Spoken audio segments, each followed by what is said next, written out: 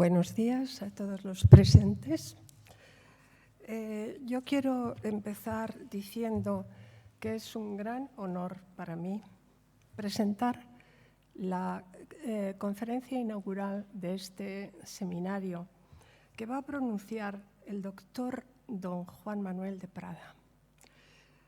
Bienvenido a esta casa, Juan Manuel, que como sabes es la tuya. Ya desde hace mucho tiempo la has frecuentado, has llenado en más de una ocasión este Paraninfo y ahora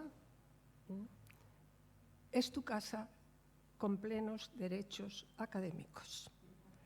Y aquí, en esta casa, sabes que se te sigue y se te estima mucho. Habitualmente a Juan Manuel de Prada se le presenta como escritor, como crítico literario. Por ejemplo, así figura en el actual programa. En otros medios se añade el término articulista. Pero para mí, en mi opinión, es un término este de articulista que queda muy corto, sobre todo en el caso de ese periodismo literario de calado tan hondo que cultiva Juan Manuel. Y en los tres campos, su presencia es muy destacada y muy codiciada, además. En los tres campos, Juan Manuel de Prada ha recibido numerosos reconocimientos. Desde el temprano y prestigioso Premio Ojo Crítico de Narrativa en 1996 por su también temprana obra Las Máscaras del Héroe. Un año después, en el 97, obtiene el Planeta por su novela La Tempestad, y siguieron, entre otros, porque no puedo citarlos todos, el Premio Nacional de Narrativa, el Premio Biblioteca Breve, los premios Mariano de Cavia y Julio Camba de Periodismo, y que yo sepa, el último es el último hasta ahora, el Premio Castilla y León de las Letras en el año 2021. En los tres campos, como narrador, novela y cuento, como ensayista y en las colaboraciones que hace en la prensa, pero también no olvidemos en medios radiofónicos y televisivos, Juan Manuel tiene un currículum abrumador. Yo añadiría más notas. Por ejemplo, añadiría su calidad de cinéfilo. Es autor de crítica cinematográfica que, como sus críticas literarias, ha recogido en varios volúmenes.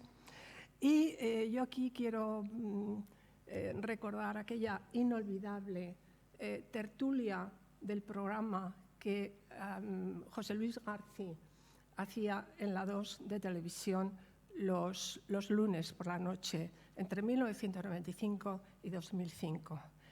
Qué grande es el cine.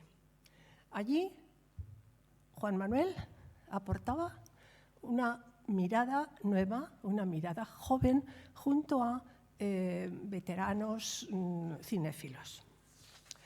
Y aquí, precisamente en esta facultad, y en este seminario, organizado por el grupo LOEP, que como ya ha quedado claro en las personas que nos han presentado este seminario, significa la otra edad de plata, es decir, no la brillante edad de plata que todo el mundo conoce, sino la otra.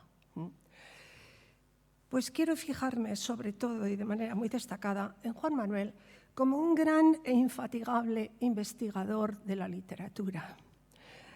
Ha conseguido sus grandes hitos, precisamente, y por lo menos en el plano filológico, en la literatura de esa edad de plata, o mejor dicho, de la otra edad de plata, la que estaba escondida, la que estaba oscura, la que estaba polvorienta. De esa manera, tenemos que agradecer a Juan Manuel que haya rescatado y difundido a escritores y escritoras de esa época que estaban injustamente olvidados en la actualidad. Y eso lo ha hecho en libros, pero también en la prensa, con lo cual tiene una mayor difusión. Permíteme y déjame que te diga que eres puro LOEP. En esta línea yo he traído 3 libros de Juan Manuel que para mí son muy importantes y que sostienen todo lo que acabo de decir. Y lo primero que quiero mostrar es el estado en que se encuentran estos libros. Un estado bastante deteriorado. Supongo que no tengo que advertir que no son los míos están mejor cuidados. Estos volúmenes los he sacado de la facultad de la biblioteca de la facultad. Y yo siempre digo que el estado en que se encuentra un libro es un baremo seguro del uso que ha tenido. Estos 3 libros que he traído aquí están muy usados, han pasado por muchas manos.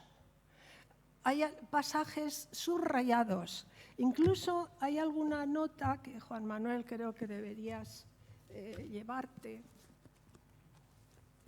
una nota cuidadosamente pegada. Es decir, antes he dicho que se te sigue en esta facultad, creo que este es una muestra de cómo nuestros estudiantes siguen tu obra. Y creo que este estado en que se encuentran los libros de un autor tiene que ser una gran satisfacción para ese autor y por eso los he traído, para que veas. El primer libro, Coños, de 1995, es un libro sorprendente, provocador, deliciosamente irreverente. Está muy bien editado por Valdemar. Es cierto que un año antes, en el 94, habían circulado algunas impresiones de manera pues, más o menos clandestina, pero esta es la primera edición así oficial. Muy bien editado, con unas ilustraciones, una presentación que yo invito a todos los que no lo conozcan que lo lean. Este libro llamó la atención inmediatamente de la crítica y de los críticos más elitistas. Ya de entrada su título, Coños, ofrecía evocaciones ramonianas. Un año después publica el libro de relatos El silencio del patinador. Y en el 96 vuelve a sorprendernos con este libro, Las máscaras del héroe, donde sobre unos escenarios y unos ambientes adecuados, el Madrid del primer tercio del siglo XX despliega una extensa y abigarrada galería de personajes que podemos calificar perfectamente, así los presenta, como bohemios. Y aunque advierte que la obra es una ficción y los personajes, aunque sean históricos, están tratados de forma ficticia, confieso que en aquel momento, en el 96, nos sentimos muchos impactados de que un joven de 26 años que había estudiado Derecho fuera capaz de recrear ese mundo por el que junto a Valle o Baroja o Ramón y otros nombres conocidos circulaban también Pedro Luis de Gálvez, Gómez Carrillo, en el 96 menos conocido de lo que es hoy, Cansinos, Saba, Hoyos y Vinent y su Pepito Zamora, etcétera, etcétera. Cuando a esos autores muy pocos los conocíamos. Mi admiración por aquel joven me llevó a incluirlo en... A ver, ¿no lo tengo?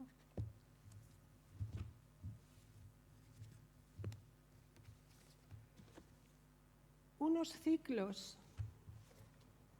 Aquí está. Unos ciclos, concretamente aquel año, en el 97, en el ciclo que se titulaba Martes y Jueves con las letras españolas, que yo preparaba y que durante 8 años, en noviembre, martes y jueves, tenían lugar aquí, en este Paraninfo, por encargo y por generosidad de la Asociación Colegial de Escritores. Aquel año, el 97, el ciclo trataba, como Dios mandaba, sobre del 98 al 98. Y vamos a empezar el año 98. Y el joven de Prada compartió ciclo, entre otros, con Alonso de Santos, Luis Mateo Díez, Carmen Martín Gaite, Merino, García Gual, Félix Grande, Almudena Grandes, José Hierro, Fernando Sabater y un larguísimo etcétera. Y os puedo asegurar que Juan Manuel sedujo a ese auditorio que estaba sentado aquí. Ese mismo año, el 97, Juan Manuel obtiene el Planeta y en el ciclo del año siguiente, que versaba sobre literatura y poder, volvió Juan Manuel para hablarnos de los premios literarios. Su ponencia se tituló Literatura, premio al consumo. Y os puedo asegurar que fueron ocasiones inolvidables. Y en el año 2000 vuelve a sorprendernos Juan Manuel con una nueva línea de investigación, Las esquinas del aire. Las esquinas del aire, en busca de Ana María Martínez Saggi. Ahí recupera a una mujer igualmente sorprendente, una mujer que, viniendo de una familia de la burguesía catalana, ella fue escritora, poeta, periodista, deportista, anarquista, una mujer moderna también en su sexualidad, una mujer que nadie recordaba. Juan Manuel siguió su pista, consiguió verla personalmente, y esto lo consiguió pocos meses antes de morir. Y fijaos en el título, en el subtítulo, perdón, En busca de Ana María Martínez Saggi. Yo entonces, que para mí fue un gran hallazgo y me ayudó muchísimo, pero no voy a hablar de mí, sino de Juan Manuel, pero me ayudó muchísimo este libro. Pero no entendí el sentido del subtítulo. Ahora sí que lo entiendo. Él nos lo ha explicado y sobre todo nos ha dado muestras suficientes que indican que en aquel momento Juan Manuel no se quedó conforme del todo con los datos que tenía y que le había ofrecido la escritora, y este En busca, para mí ahora, significa el inicio de un largo camino en el que durante más de 20 años Juan Manuel busca las huellas de Ana María por archivos epistolarios, hemerotecas en España y fuera de España. Pues bien, ese largo camino muestra esas dotes que tiene para la investigación de la literatura, como un joven que está ahí haciendo méritos para conseguir ser conocido cuando ya no lo necesita. Y ese largo camino ha llegado a su destino. ¿Cómo? Pues en una extraordinaria tesis doctoral de, asombraos, 1.826 páginas que leyó en esta misma facultad, y luego en una edición de más de 700 páginas en 2 volúmenes, edición titulada El derecho a soñar, publicada por Espasa, que presentó la semana pasada en un acto cálido y entrañable a pesar de que había muchísima gente. Pues bien, muchas gracias, Juan Manuel, por estas aportaciones que nos has ofrecido y que todos te agradecemos. Bien, y como sabéis, pues el doctor de Prada nos va a hablar porque también es un tema nuevo, sugestivo, apasionante. Bohemios en pos de la Eva moderna, los idilios literarios más insospechados. Tienes la palabra.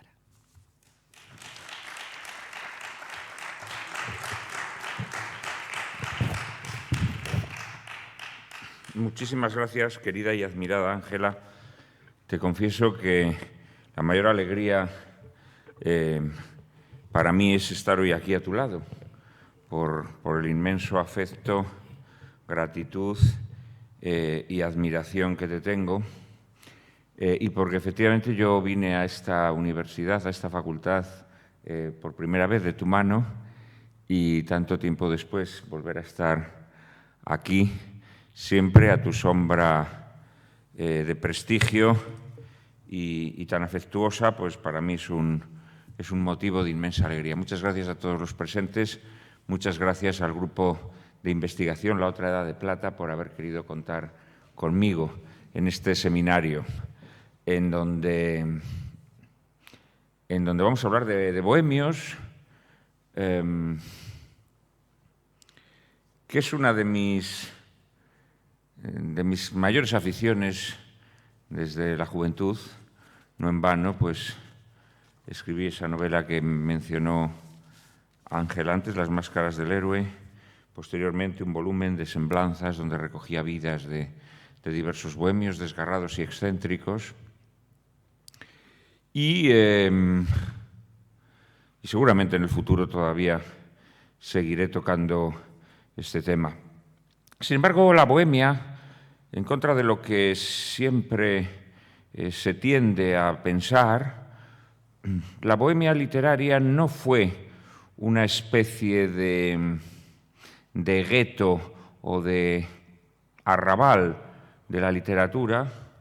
Los bohemios no eran bestias de un zoológico aparte, sino que estaban insertos en la literatura de su tiempo, en la cultura de la época y con frecuencia no estaban tan estereotipados como tendemos a pensar, más allá de que naturalmente hay unos rasgos que los identifican. No tanto, me atrevería a decir, el consumo de absenta como parece invocarse en nuestro seminario, porque yo creo que ellos, su principal obsesión era llenar un poco el buche, ¿no? De manera que con un café y media tostada se conformaban.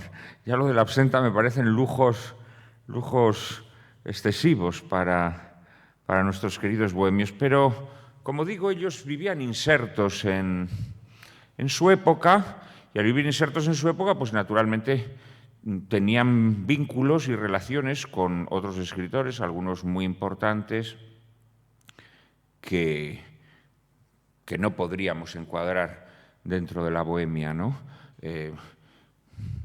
Ahí tenemos el caso de Ramón Gómez de la Serna, mismamente gran apacentador de monstruos literarios, gran coleccionista y catalogador de bohemios, pero podríamos citar el caso de Pío Baroja, de tantos grandes escritores de la época que tuvieron conexiones, Valle Inclán, que tuvieron conexiones a veces muy profundas e incluso compartieron estética en algunos momentos o aspectos de su obra con los bohemios. Yo hoy aquí quería hablar de algo más pintoresco y al mismo tiempo imprevisible, seguramente para muchos de ustedes, que es la relación que algunos de estos bohemios tuvieron con las modernas de la época, las mujeres modernas de la época. Mujeres como Ana María Martínez Saggi, a quien efectivamente dediqué hace más de 20 años Las esquinas del aire y recientemente mi tesis doctoral, El derecho a soñar, o mujeres como Elizabeth Mulder, también otra escritora de la misma generación, y escritora también avanzada, escritora moderna, escritora que en los años 30 escribiría una obra tan significativa, tan interesante como La historia de Java, para mi gusto una de las grandes novelas cortas de la literatura contemporánea española, y que luego desarrollaría en los años 40 y 50 una obra muy notable como novelista. Entonces, las dos historias que les voy a contar, bueno, sobre todo les voy a contar una porque seguramente por limitaciones de tiempo no podemos contar las dos, pero la segunda está contada en mi biografía de Ana María Martínez Saggi, El derecho a soñar, con la que me doctoré en esta universidad reciente. La otra, en cambio, es una historia que he descubierto hace poco y que me parece muy interesante porque además es una historia que la vamos a poder ilustrar con la lectura de las cartas que nada más y nada menos Emilio Carrere, uno de los protomártires de la bohemia española, casi podríamos decir uno de los bohemios más característicos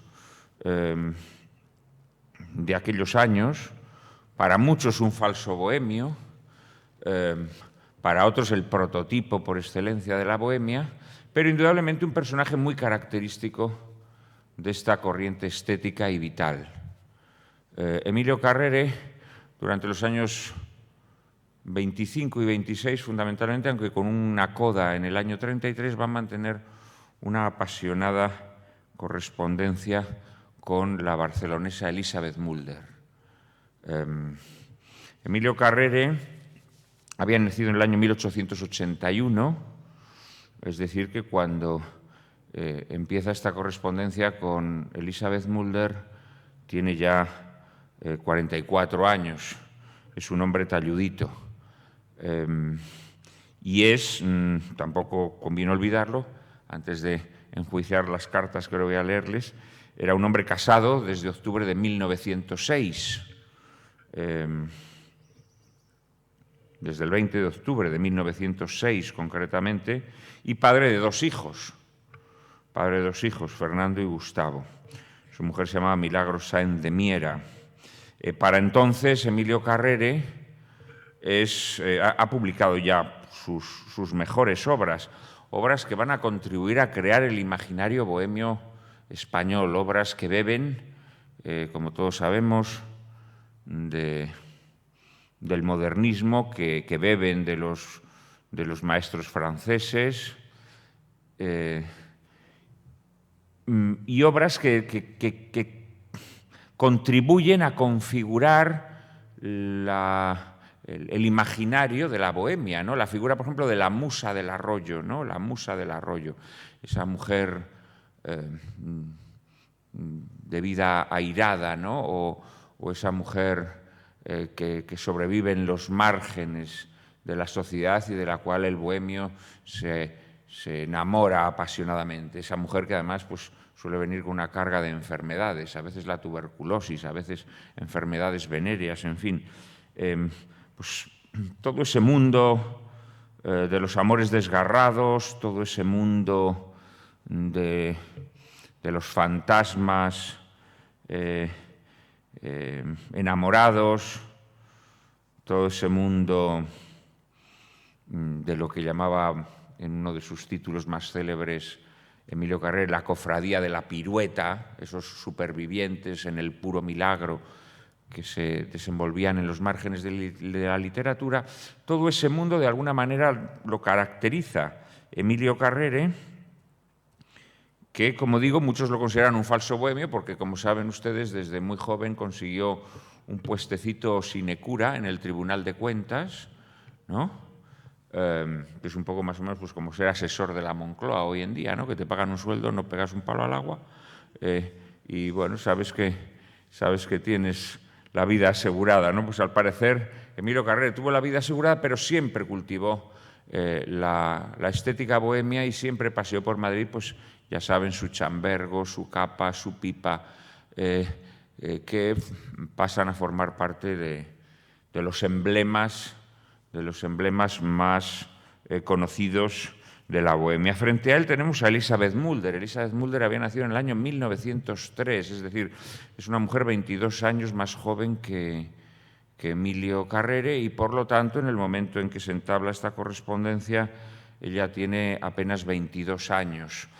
Sin embargo, ella había sido una mujer muy precoz en todos los órdenes, primero porque había recibido una formación exquisita, era una mujer políglota que había aprendido francés, italiano, inglés e incluso ruso a través de preceptores personales. Ella nunca o casi nunca fue a la escuela, toda la educación la recibió en su casa, era una mujer de la alta burguesía catalana, hija de un padre holandés, Enrique Mulder, y de una madre puertorriqueña de ascendencia italiana, Zoraida Pierluisi. Además de esta exquisita formación políglota, pues era una mujer que desde muy joven había probado sus capacidades poéticas, había ganado con apenas 15 años unos Juegos Florales allí en Barcelona, había recibido también una esmerada formación musical en un conservatorio que Enrique Granados dirigía en Barcelona. Bueno, digamos que son mundos totalmente diversos, y ella, aunque todavía no había estrenado su obra, su primer libro lo publicará en el año 27, Embrujamiento, su primer libro de poemas. Ella va a desarrollar una obra que nada tiene que ver, naturalmente, con la de Emilio Carrere.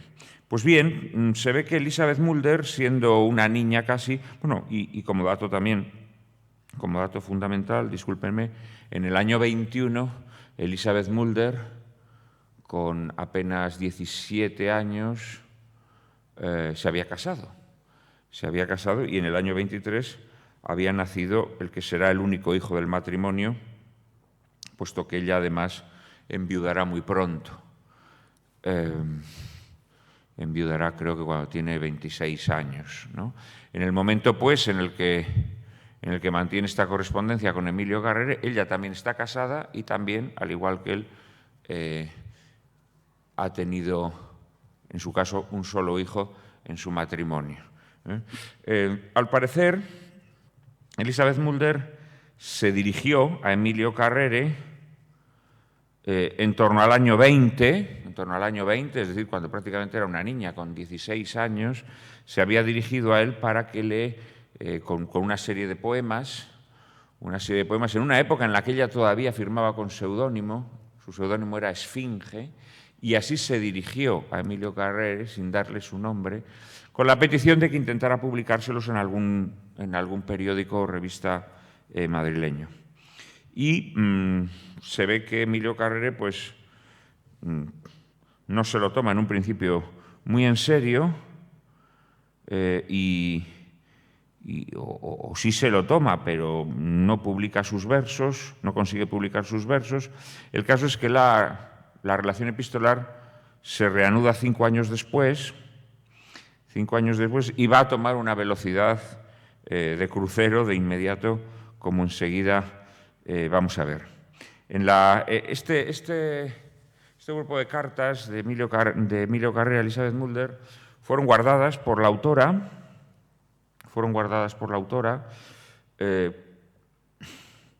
durante mucho tiempo en su casa del Paseo de la Bonanova en Barcelona, y actualmente se encuentran en la Unidad de Estudios Biográficos de la Universidad de Barcelona, donde está todo el legado de Elizabeth Mulder desde hace apenas un año. Yo tuve ocasión de consultarlo todavía en la casa de la autora, pero desde hace un año aproximadamente se encuentra en la Universidad de Barcelona.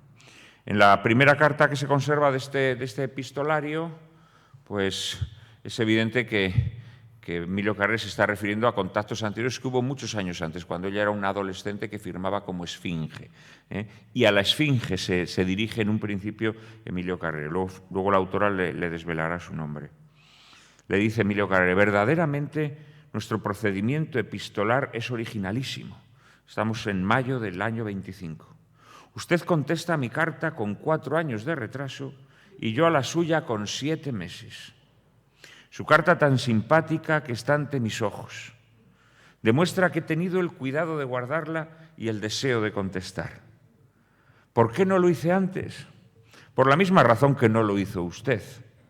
El turbión de los días nos obliga a desplazar de nuestro primer término las cosas que tal vez son las más gratas a nuestro corazón. Y ahora tan tardíamente escribo estos renglones sin saber si llegarán a usted. Verdaderamente absurdo, como usted dice. Pero yo siento el deseo de comunicarme con usted, mi espiritual desconocida. Creo que llegaríamos a una excelente armonía cordial si la casualidad tuviera a bien colocarnos un poquito cerca. Si a usted le interesan mis cosas literarias, ya que tan espontáneamente me lo dice, ¿cómo voy a renunciar a su amistad, yo que tan envuelto en la fría incomprensión estuve siempre? Precisamente yo escribí para que me leyese una mujer, cuya ternura y estimación singular me interesaban más que la gloria, que la fortuna y el estrépito del triunfo. A esa mujer nunca la vi la cara, porque jamás pasó de ser una abstracción de mi deseo.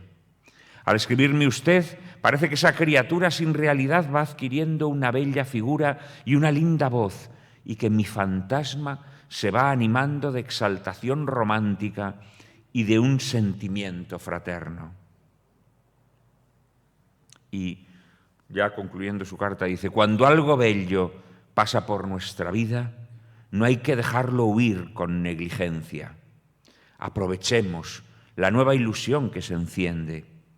Permítame usted que acaricie la ilusión de su amistad con el entusiasmo con que todos los años veo florecer las primeras acacias en los jardines. Bueno, el tono es exaltado, pero todavía muy correcto y cortés, y podríamos decir espiritual. En una carta también del año 25, Emilio Carrere transmite a la Esfinge, que ya pronto revelará su nombre, le transmite la inquietud que le produce, la desazón que le produce el punto de vista y la voz poética de algunos de sus poemas. Punto de vista y voz poética que efectivamente es muy frecuente en la poesía de Elizabeth Mulder, en donde suele dar voz a hombres, a varones que se dirigen a amadas. Este procedimiento, que lo han utilizado mucho la misma Ana María Martínez Saggi, escritoras con inclinaciones lésbicas en la época, este procedimiento le provoca cierta turbación a Emilio Carrere, que en su siguiente carta le dice: hay algunas cosas que me desconciertan. ¿Por qué usted, que tiene una sensibilidad femenina afortunadamente, se finge un galán amoroso en algunas poesías? Dígame todo cuanto quiera y sienta, con una cordialidad fraternal. Cuénteme la realidad toda de que son reflejo todos sus versos, algunos tan perfumados de sensualidad. Usted es un espíritu impetuoso, una voluntad tenaz y hábil. Algunas cosas la he preguntado que no ha querido contestar a pesar de mi insistencia. Yo sí comprendo bien todos los estados del espíritu. Hágame el honor de que sea un poco su confidente. Envíeme todos los originales que quiera y yo haré con ellos lo mismo que hago con los míos. Me interesa usted cada día más, aun ahora que tengo el presentimiento de que está usted más lejos de mi ternura, por el viento de sus caprichos femeninos y de sus orientaciones en lo más importante de la vida psíquica, que yo creo que es el amor. Algo se huele, Emilio Carrere. Seguiré pareciéndole un personaje absurdo, pero adivino en usted algo que nos distancia sentimentalmente. ¿Cómo? Es usted tan bella que me cuesta dolor renunciar a soñar un poco con usted. Creo que su sagacidad penetrará en esta trabazón de incongruencias aparentes. Bueno, ya vemos que Emilio Carrere, por un lado, es perspicaz. Él no sabe que Elizabeth Mulder está casada. Sin embargo, intuye que sus orientaciones en lo más importante de la vida psíquica, que es el amor, puedan apartarla de él. Y parece referirse a que le parece descubrir en su poesía un lesbianismo solapado, ¿no? Un lesbianismo solapado. Él todavía no conoce a Elizabeth Mulder. Personalmente es posible que no llegara a conocerla nunca. Pero lo que sí es evidente es que se está obsesionando con ella. Porque en su siguiente carta ya adopta un lenguaje mucho más atrevido. Dice, entre otras cosas, yo aquí solamente cojo los fragmentos más eróticamente connotados, digámoslo así, o amatoriamente, no quiero dar a la palabra erótica una connotación sórdida. Tristemente y tardíamente me empeño en alimentar una quimera, la más encantadora de mi vida.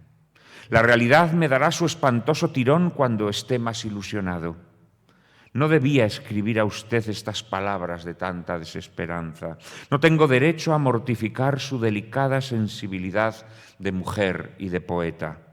Pero estos días tengo el alma tan hundida y parece que todo se va a acabar. Me cuesta dolor esta forma de renunciación que encierran mis palabras, con las sienes un poco grises, con el fardo de la vida pasada, con estas anticipaciones sepulcrales que representan el cabello que nos abandona, oh dolor tragicómico, y las huellas del tiempo que nos moldean como un lamentable monigote. Me parece una profanación poner el pensamiento en una divina mujer, que es un triunfo luminoso de esperanza, de juventud. Estoy mal. Tengo una fiebre interna en lo hondo y como la sensación de que se viene a tierra esta quimera de fantasía y de comprensión, de bella locura que constituía una verdadera y pintoresca individualidad. Sé que tengo deberes paternales que cumplir, pero la vida de un poeta necesita un alimento de imaginación y es una forma desoladora de vencimiento, como la ruina muestra que el eje de nuestra vida sea un deber en lugar de una gran ilusión de amor, de arte, de gloria. Necesito más líneas suyas. Creo que me levantaré el alma en una magnífica elevación hasta casi besar su mano, no muy lejos de la altura de su corazón. Es un fragmento muy interesante, ¿no? Por un lado, el sentimiento de que los años pesan como un fardo, de que tiene unas obligaciones paternales, se le escapa al pobre Emilio Carrere, pero le gustaría tener una historia de amor con esa misteriosa corresponsal, con esa esfinge, que por fin le revela su nombre, y le manda un retrato. Y aquí ya Emilio Carrere se dispara. Emilio Carrere se nos dispara porque, no sé si ustedes tienen en la cabeza la belleza de Elizabeth Mulder. Era una mujer extraordinariamente bella. Que causaba estragos, lo mismo entre hombres que entre mujeres. Yo, en mi biografía de Ana María Martínez Salli, hablo abundantemente de estas cuestiones y de la fascinación que ejercía sobre sus amantes, ¿no?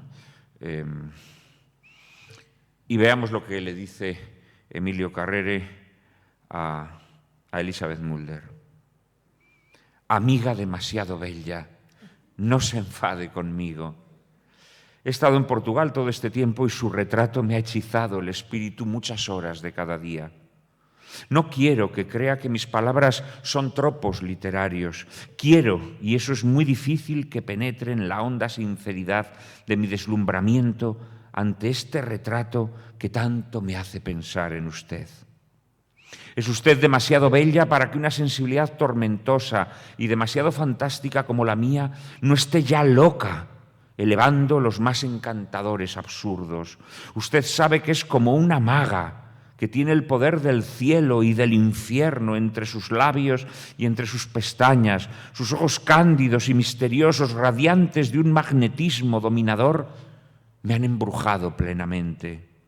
Es usted perfecta, como una criatura sobrenatural, pero sus ojos tienen una electricidad que la hace temible y adorable a un tiempo. Los ojos son las llamitas del espíritu, la luz del alma que hay en los suyos. Elizabeth es más poderosa que mi voluntad y que mi deber de no ser imprudente y demasiado soñador. Pero no es así como yo quería hablarla. Soy un pobre tartamudo que quisiera decir todas las cosas tan bellas que pienso ante esta cartulina donde está usted.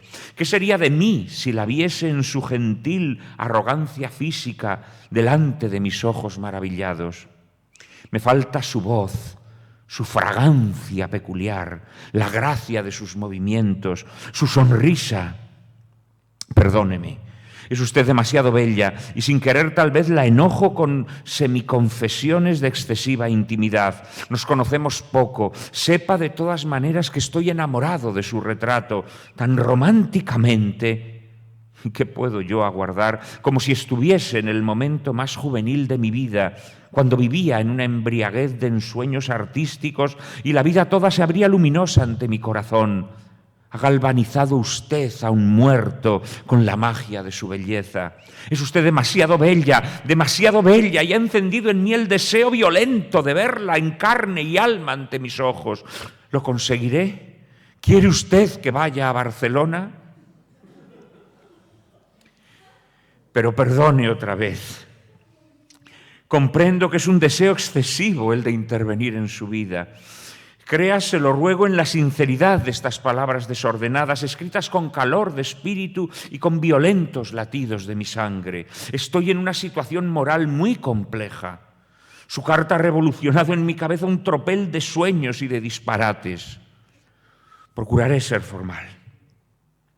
He leído sus versos y pienso con una alegría frenética en que soy yo quien ha tenido la fortuna de hacer meditar a su adorable cabecita y hacer subir hasta sus ojos únicos la misteriosa emoción musical de su alma. Por mí ha tenido usted el espíritu suspenso, los ojos soñadores y la pluma entre sus deditos de hada adolescente. Ha sido preciso que pensase en mí muchos minutos seguidos, mientras fluían las palabras ungidas de armonía. La digo que no ha sonado jamás música alguna en mi alma con tan maravillosos ritmos y con tan inefable emoción como sus versos. Yo haré que los publiquen para que me llenen de orgullo, porque es el mejor airón que las manos de una mujer celeste pueden poner en la frente de un poeta. ¿Ve usted? Ya me estoy desbordando otra vez. Renuncio a ser discreto y también a encontrar la palabra elocuente que lleve a usted mi complejo sentimiento. Divina criatura, blanca y dorada mujercita, casi niña, ¿verdad que lee muy bien entre líneas? Hábleme de usted. La pregunté cosas de su vida. ¿Está usted casada? Acójame en el sagrario de su intimidad. Me gustaría estar cerca de usted, no dejar de verla nunca. Cuénteme lo más recóndito de su alma. Yo sé comprender a las extrañas almas de mujer. Bueno, como vemos, el bueno de Emilio Carrere está embalado. Está embalado.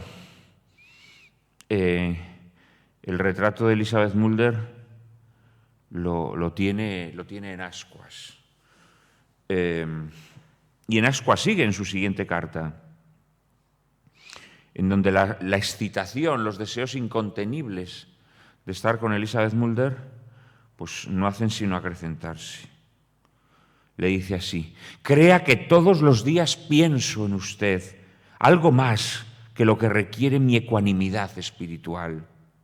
Este diálogo con una muchacha muy bella, muy sensible a la poesía, en la hora más encantadora de su juventud, excita mi imaginación rabiosamente y tiene mucho de tormento tantálico. Me parece que hablo con una criatura de otro planeta, siempre invisible, que enciende mi alma con las tremendas ansias de lo irrealizable. ¿Por qué no se ha realizado el milagro de que usted estuviese a mi lado para contarle en la noche y en comunión con aquella magnífica naturaleza acaso las mejores cosas que hay en mi espíritu? Pero yo sé que este milagro florido de su belleza tal vez no estará nunca ante mis ojos sedientos de vida. Yo quiero oír su voz. Yo quiero saber cómo es el perfume de su carne y de qué modo misterioso fascina el magnetismo de sus ojos claros. Como puede apreciar, estoy en un estado de alma un poco enloquecido y usted es la gentilísima culpable de que yo esté todavía más disparatado que de costumbre. Sinceramente, ese retrato me ha dejado un rastro muy hondo. Yo deseo rabiosamente verla a usted. Creo, sin embargo, que es usted un poco rencorosilla. Sepa que siempre la tengo en mi alma, aunque no la escriba. Quisiera estar en diaria correspondencia con usted. saber cómo vive, lo que sueña, lo que siente, a quién quiere. Usted se guarda sus secretitos y desvía con habilidad las confidencias. Yo creo que es usted casada. Lo sentiría con una emoción que acaso usted no sospecha. Como vemos, Emilio Carrere, por supuesto, no dice que el que está casado es él. Esto no lo dice, pero él sospecha que Elisabeth Mulder, bueno, sospecha de todo, porque ha sospechado que puede que no le gusten los hombres, luego ha sospechado que está casada. Bueno, la verdad es que es un hombre cuyas suspicacias son preclaras, porque todo lo que va sospechando es cierto. Efectivamente, a Elisabeth Mulder le gustan las mujeres y está casada.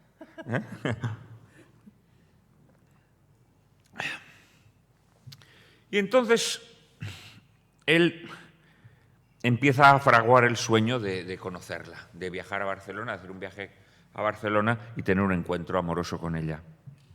Ya en el año 26 leemos en otra de las cartas: le ruego que me conteste concretamente a esta pregunta si alguna vez yo voy a Barcelona.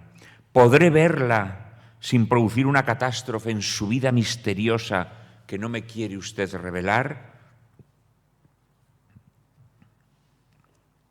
Estoy gastando mi sensibilidad en aventuras de encrucijada, dice el Bono de Carrere, que seguramente su vida conyugal estaba un poco agitada por estas aventuras de encrucijada.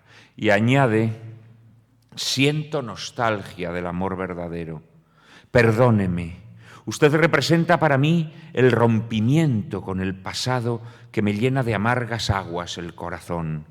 Su mano puede darme un tirón y sacarme de la cisterna negra donde reptan tantas larvas. Se parece usted a la musa dorada de la que yo llamo el amor integral. Excuse el tono pedante que parece de un ensayista, que yo no quisiera ser nunca. Me gusta más quedarme en poeta. Le ruego que consienta en ser mi dama ideal, como la tuvieron los buenos y exaltados poetas del siglo XIV. Nada la compromete a usted a ser mi Laura o mi Beatriz. Y permítame el fantástico capricho de poeta de querer a Dulcinea y huir de las aldonzas de Mesón. Bueno, Emilio Carrere, como ven, pues después de las efervescencias, de querer respirar el perfume de la carne de Elisabeth Mulder, pues ahora parece como que quiere idealizarla y convertirla en la dama de sus pensamientos y en la musa inspiradora de su poesía, que la saque de esas aventuras de encrucijada, de esa cisterna negra donde reptan tantas larvas. En su siguiente carta le confiesa que cuando viaja también necesita pensar en ella. Ha ido a Ávila y a la vuelta de Ávila le dice: he vivido a gusto entre el dorado cinturón de murallas medievales, evocando un antiguo y doloroso amor mío que nació hace 7 años en esta ciudad. Una confidencia amorosa. La catedral, maravilla románica, me ha acogido en su paz todas las tardes y al son de la voz coral de los canónigos, mi pensamiento se escapaba por los pintados vitrales en busca de esa bella quimera que es usted para mí. Si es cierta la teoría de los desdoblamientos, me tiene usted de ronda constantemente en torno suyo. Soy un fantasma poco molesto que no la tira de los pies cuando duerme, ni finge un son de cadencias, ni aúlla en el silencio de la noche. Espectro correcto y de excelente crianza. ¿Y usted? ¿Cuál es su vida y sus cariños? ¿Sus sueños? ¿Cómo me gustaría tenerla cerca cuando huyo de Madrid a uno de estos rincones retirados de la vida antañona?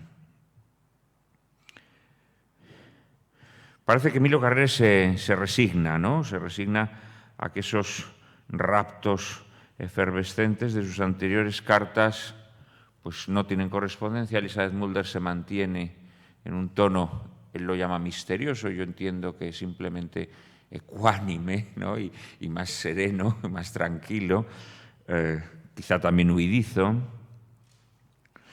Y ahora de repente Emilio Carrere ya insinúa en su anterior carta una historia amorosa que ha tenido lugar en Ávila 7 años antes, y en la siguiente carta le cuenta esa historia amorosa.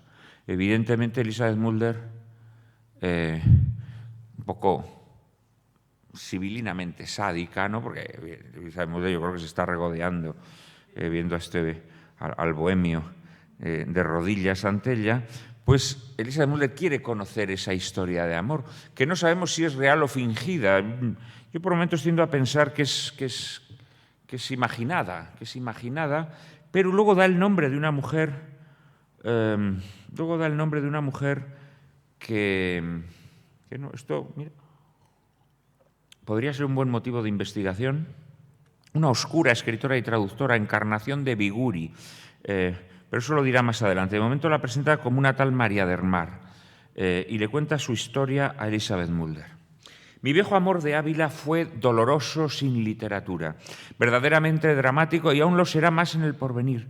Aún me amargará más la vida, no ya con tristeza de amor, fue tan gran fracaso sentimental, sino con abyectas realidades. Se trata de una señorita de alguna posición social, bien educada y muy inteligente, pero que llevaba en su alma una plomada que la arrastraba a todos los abismos. Complicó su vida con la mía. Es la María del Mar de algunos poemas míos. La enviaré a usted toda mi obra y perdone por esta amenaza porque hay muchas cosas deplorables. Esta mujer vivió cerca de mí durante 7 años que constituyeron para mí una anticipación del infierno. Luego se fue empujada por le mauvais vent berleniano. Tengo una hija suya y lo que me duele más es que esa pobre mujer es muy desventurada y llegará seguramente a un final trágico. Es inevitable. Quisiera hacer una novela larga con esta historia que siento aún como plomo hirviendo en carne viva, pero es demasiado doloroso escribir con tan excesiva sinceridad. Y no crea que la quiero, estoy seguro de no haberla querido nunca. Fue un vendaval de lujuria lo que ella supo despertar en mi carne. La deseaba, aun después de las más frenéticas realizaciones del amor sensual, y la despreciaba profundamente porque era perversa.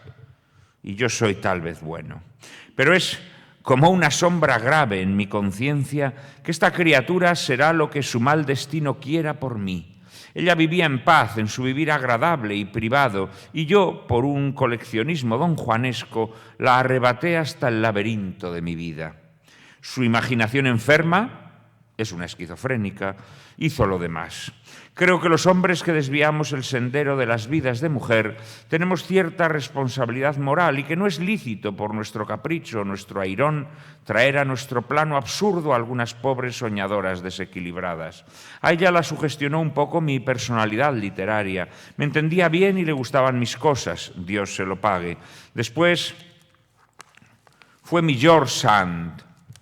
Bien pagué mi culpa. La contagié en mi imperio de inquietudes y de curiosidades y ella me arrastró en mi caída.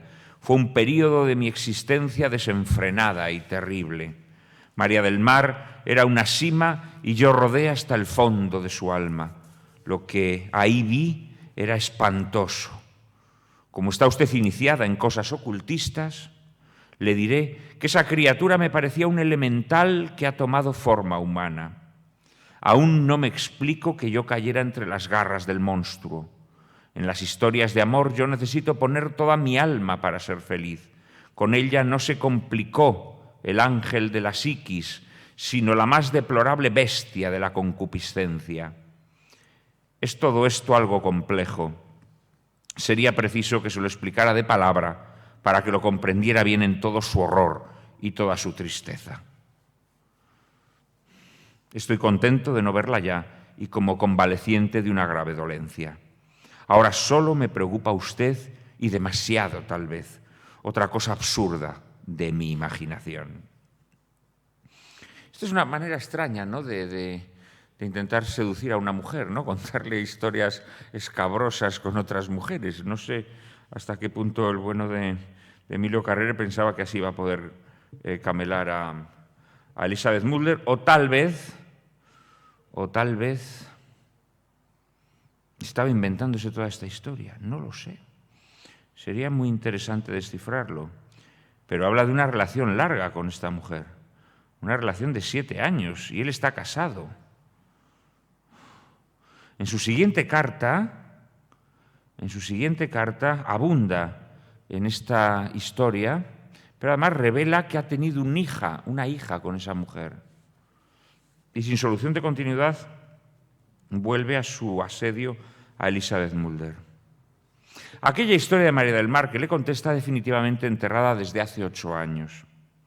Está casada con un buen señor. Algunas veces, cuando se le acentúa un poco más su habitual demencia, viene a buscarme con un deseo de resurrección. Ya me parece un espectro que quiere materializarse en una sesión espiritista. La niña tiene ya 11 años. Es bonita e inteligente, pero se parece espiritualmente a su madre. No la veo casi nunca. Hice grandes esfuerzos porque no se la llevaran de mi lado cuando era pequeña, pero me la quitaron judicialmente. Ahora es la hija de un señor que parece buena persona y un poco tonto. Es una amargura que no tiene remedio para mí. Este recuerdo de María del Mar es como un círculo negro de teurgia donde caí, impulsado por los vientos de absurdidad que empujan mi vida. Ella valía poco. Yo la vestí decorosamente con todas las cosas fantásticas que iba tejiendo en mi imaginación. Ella tenía mucho deseo de arrancarse los velos poéticos con que yo la envolvía. Cuando se quedó desnuda no estaba bella, cesó mi estado de alucinación sexual y la sepulté con sus versos encima, como una coronita de abalorios. Tuve de repente un golpe de fortuna, unos 40.000 duros inesperados. Entonces es cuando quiso ella recuperar su puesto sentimental en mi vida. Pero ya estaba yo en la vorágine de otros deseos, como he hecho otras veces. Me corría prisa a gastarme el dinero, como si el mundo estuviese en peligro de ser destruido de un momento a otro, y yo desease beberme de un trago todas esas cosas agradables de la existencia. Total, 1 año de disparates. Con el último billete reanudé mi labor literaria. Es posible que vaya a Barcelona en este mismo mes. No es seguro. El motivo principal y sentimental es ver en carne y hueso a esta esfinge rubia que de vez en cuando me dirige su voz desde tan lejos que parece que estoy en comunicación con un habitante de Venus, planeta por el que yo tengo una singular simpatía, porque sospecho que es donde reencarnan cuando lo merecen los que se han ido de la Tierra. Pero han caído demasiados años sobre mí. Estoy ya poco presentable. Un poeta no debe ser nunca un estafermo. Me gustaría verla a usted sin que usted me viese. Cuénteme cosas de su vida y de su universo interior. ¿Ama? ¿Sufre? ¿Sueña? Escríbame pronto. Desde el astro donde usted vive, tarda demasiado tiempo en llegar la luz hasta su amigo, que la sueña usted despierto con una insistencia de obsesión. Y después de firmar, suma esta postdata. No quiero ser demasiado explícito en mis íntimos sentimientos acerca de usted. Temo importunarla con cosas que a usted nada le interesan a fin de cuentas. Pero sería interesante, créalo, que yo la hiciese un minucioso análisis de mi estado de alma desde que la volví a escribir hasta hoy. Siento hacia mi querida desconocida una inclinación como si algo muy fuerte me obligara. Pero basta. Voy a empezar a decirle lo que a usted le parecería muy desatinado. Cuando me vaya conociendo, cosa difícil porque ni yo mismo comprendo mi multiforme complejidad, acaso vislumbre y se explique mi predilección fatal hacia usted. Crea que si yo acertase a explicárselo por carta, haría una cosa de verdadero valor psicológico y literario. ¿Qué impulso siento yo siempre a querer lo más imposible? Soy como un loco que se enamora de una mujer de la luna, pero mejor es que no siga. Puede que se burlara usted de mí. Mañana le escribiré más. Son las 4 de la madrugada. Estoy muy excitado. siento necesidad de hablar con usted. ¿Por qué sentiré esta excitación tan enorme siempre que la escribo? Son cartas en las que efectivamente no sé si es excitación y no sé qué adjetivo ponerle a la excitación, pero al menos hay un cierto desequilibrio. Son cartas muy desequilibradas, con unas confidencias un tanto...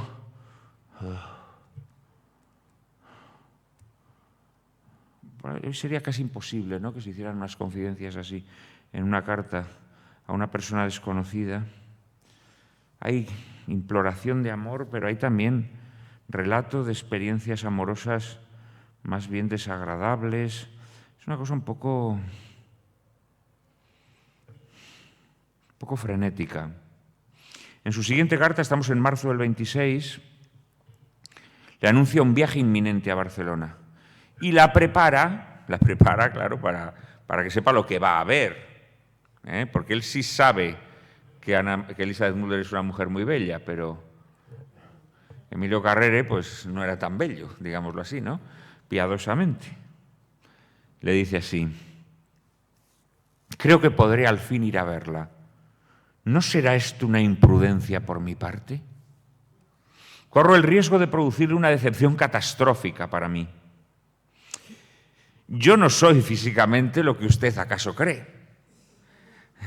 A pesar de mi humor fantástico y de mi inquietud incurable, parezco un buen señor algo gordo, con cara impávida de sacerdote, todo enlutado como un cuáquero y con los aladares un poco grises. Mi exterior me perjudica mucho, porque parezco una persona seria y de buen sentido. Es preciso charlar para que mi locura, lo que vale algo en mí, asome su caperuza de cascabeles. Soy un mamarracho pintoresco, medio besánico, con todos los caprichos y funámbulas literatescas, con chispazos de poesía, atisbos de teósofo, puntas de nigromante y audacias de mi siglo. Todo esto bajo un chapeo demasiado extraburgués, una capa al viento como las alas de un murciélago y unos ojos tristes bajo el circunflejo de mis cejas de orangután. ¡Una perfecta birria! La llama de mi corazón y las marejadas de mi cerebro, esas no se ven. Pero desisto de prolongar esta pintura tan poco decorativa.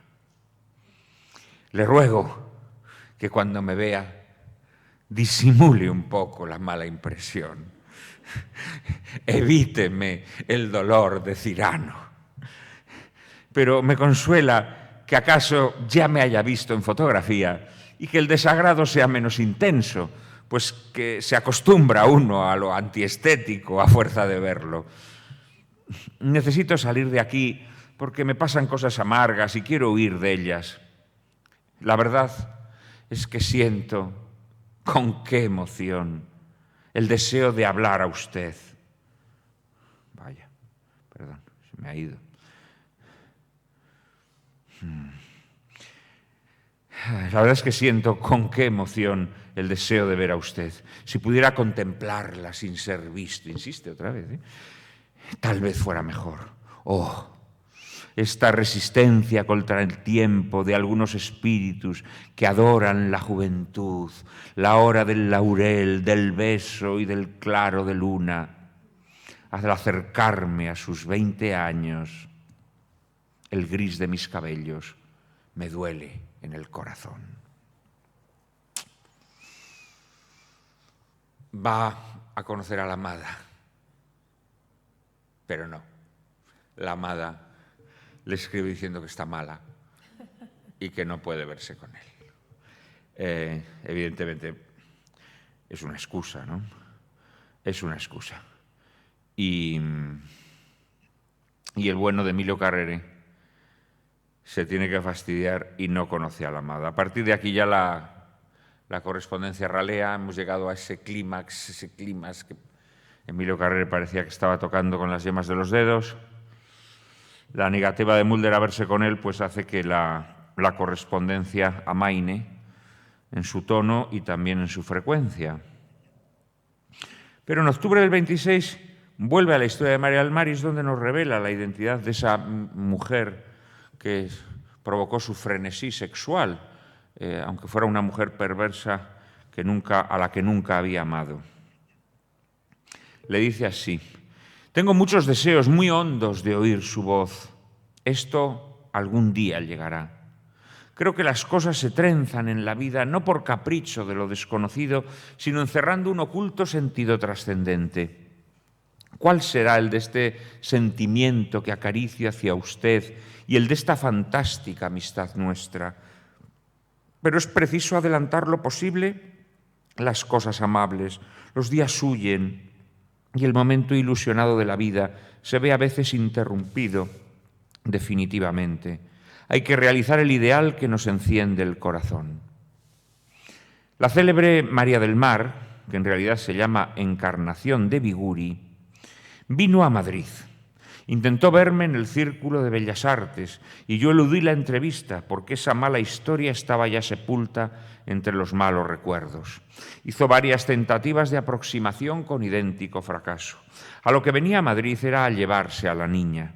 Yo me negué, naturalmente, pero acudió al juzgado y después de muchos días de disgustos y de defenderme cuanto pude, triunfó una ley absurda y se la llevó. Esto representa no volver a ver a la niña hasta que Dios quiera. Comprenderá bien que estoy disgustadísimo. Si ella fuese mujer capaz de algún sentimiento, no me hubiese atrevido a negarle a su hija, pero como se trata de una esquizofrénica, anormal y perversa, me duele de veras. Lo ha hecho por mortificarme a mí y acaso como pretexto de aproximación, pero esto era ya definitivamente imposible. Y aquí la correspondencia se interrumpe hasta que 6 años después, en abril del año 33, Emilio Carrere vuelve a escribir a su amada imposible una carta ya más aquietada, pero donde todavía el rescoldo sigue vivo. En el año 33, Elizabeth Mulder publica su último libro de poemas. Bueno, en los años 40 publicará otro, unos amigos le hacen un homenaje y le recopilan una serie de poemas bajo el título de Poemas Mediterráneos, pero en el año 33 Elizabeth Mulder publica su último libro de poemas, Paisajes y Meditaciones, y se va a convertir en la novelista que luego será, ¿no? Publicará su primera novela al año siguiente, Una sombra entre los dos, 1934, y La historia de Java en el 35. Es decir que, entre tanto, pues Elizabeth Mulder ha alcanzado renombre de poeta, pero está a punto de abandonar esta faceta de su vocación literaria. Y le dice así